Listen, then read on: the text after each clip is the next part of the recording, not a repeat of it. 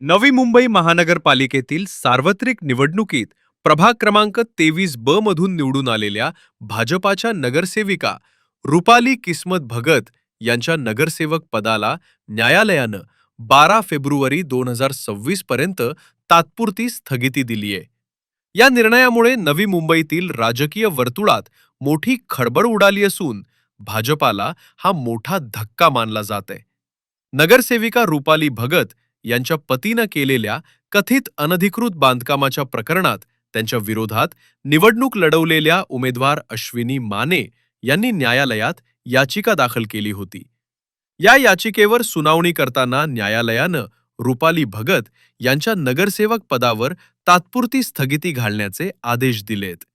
न्यायालयाच्या आदेशानुसार पुढील सुनावणी होईपर्यंत तसेच संबंधित प्रतिवादीनं आपले स्पष्टीकरण दाखल करेपर्यंत रुपाली भगत स्वतःला नगरसेवक म्हणून सादर करू शकणार नाहीत.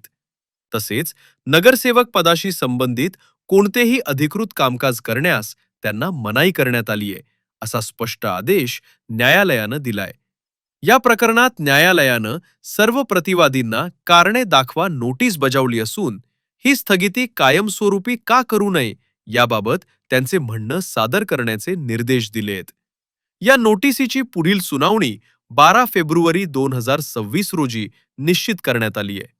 दरम्यान याचिकाकर्त्या अश्विनी माने यांना दिवाणी प्रक्रिया संहिता आदेश 39 कलम 3 नुसार आवश्यक कायदेशीर प्रक्रिया पूर्ण करून त्याचा पुरावा न्यायालयात सादर करण्याचे आदेशही देण्यात आलेत. न्यायालयाच्या या निर्णयामुळे प्रभाग 23 ब मधील नगरसेवक पदाच्या अधिकारांबाबत अनिश्चितता निर्माण झाली असून या प्रकरणाचा स्थानिक राजकारणावर तसेच महापालिकेच्या कामकाजावर परिणाम होण्याची शक्यता वर्तवली जाते. पुढील सुनावणीकडे संपूर्ण राजकीय वर्तुळाचे लक्ष लागले. दरम्यान रुपाली भगत यांचे नातेवाईक गणेश भगत यांनी प्रतिक्रिया देताना सांगितले, या आदेशावर आम्ही कोणतीही टिप्पणी करणार नाही. आमची भूमिका न्यायालयात मांडू. 16 तारखेला रिझल्ट लागला. त्याच्यानंतर जो माझ्या ऑफिसवर जो काय हल्ला झाला त्याच्यानंतर मी 24 तारखेला रात्री एक पिटिशन दाखल केलं. कारण गेल्या 2010 पासून जे आपल्या नगरसेविका निवडून आल्या होत्या त्याचे मिस्टर किस्मत भगत यांनी जो महानगरपालिकेचा शाळेचा भूखंड होता त्या भूखंडावर महानगरपालिकेच्या भूखंडावर उद्यानाच्या भूखंडावर आणण्याचं बांधकाम केलं होतं आणि ते सुप्रीम कोर्टामध्ये केस होती आणि त्याच्यामध्ये हे सर्व आरोपी होते उमेदवार जे सौभाग्यवती भगत मॅडम नगरसेवक त्यांचे मिस्टर. आणि त्यांनी ज्यावेळेला महानगरपालिकेत फॉर्म भरला अर्ज भरला त्यावेळेला त्या महानगरपालिका ॲफिडेव्हिटमध्ये त्यांनी लिहिले की माझा किंवा माझ्या मिस्टरवर कुठला अनधिकृत बांधकाम नाही. पण हे जो कोळीवाडा महानगरपालिकेचा भूखंड होता त्याच्यावर ऑलरेडी 200-250 घरं बांधून लोकांना नंतर जे सुप्रीम कोर्टामध्ये 10 वर्षे ती लोकं रडत होती.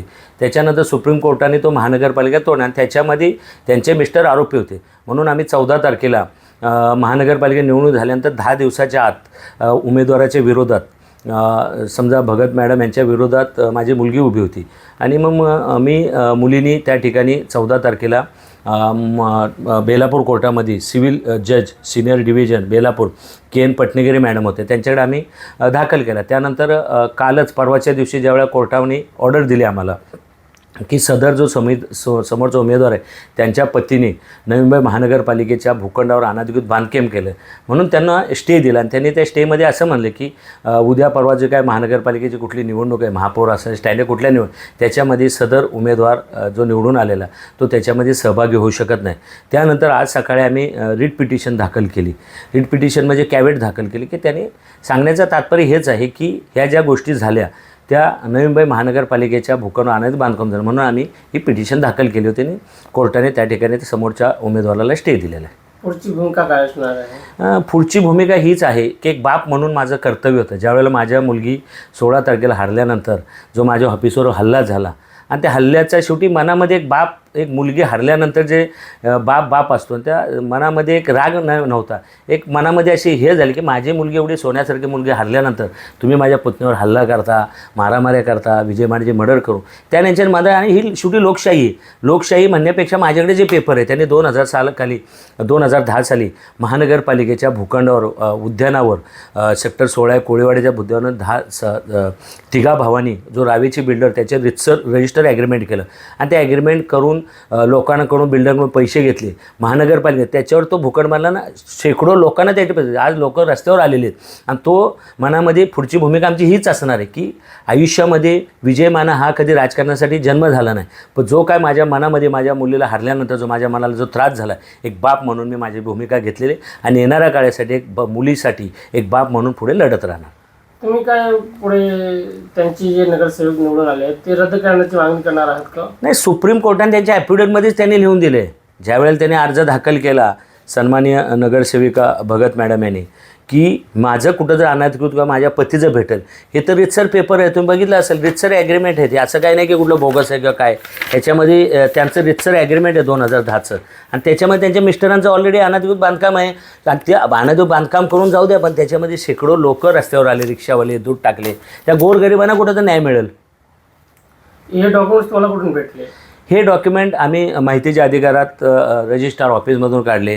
सुप्रीम कोर्टामध्ये ज्यांच्या 2 पिटिशन दाखल होत्या, 2 पिटिशन होत्या, सेक्टर समजा कुठली 2013ची 17ची पिटिशन होती, जजमेंट आहे, ही सर्व कॉपी बघा ना, सर्व आहे, सर्व गोष्टी आहेत. या 2 पिटिशन सर्व पेपर भेटले आणि माहितीच्या अधिकारात हे पेपर भेटले. 14 तारखेला म्हणून आम्ही त्या ठिकाणी कोर्टामध्ये ती दाखल केल्यानंतर काल जो म्हणजे आपण म्हणतो ना संविधानाचा हा विजय आहे की संविधान नसतं आज या देशामध्ये, तर काल एक सामान्य व्यक्तीला, सामान्य माझ्या मुलगीला हा जर कोर्टाने स्टे दिला नसता तर हा संविधानाचा विजय आहे.